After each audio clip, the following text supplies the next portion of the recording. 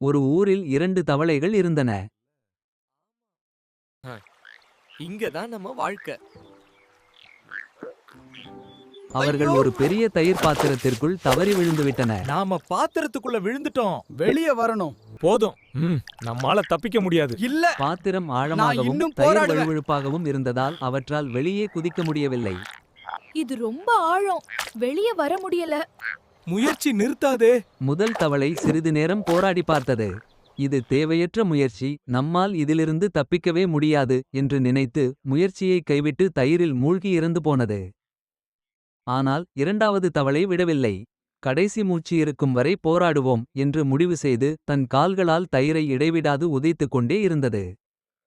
நேரம் செல்லச் செல்ல தவளை தயிரைத் தொடர்ந்து கடைந்ததால் அந்த தயிர் மெல்ல மெல்ல இறுகி வெண்ணெயாக மாறியது. இப்போது தவளைக்கு ஒரு பிடிமானம் கிடைத்தது.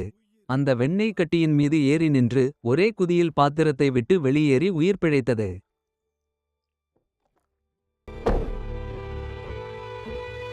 சூழ்நிலைகள் உங்களை அழுத்தும்போது சோர்வடையாதே. தொடர்ந்து போராடுங்கள். உங்கள் போராட்டமே உங்களை உயர்த்துவதற்கான ஏணியாக மாறும்.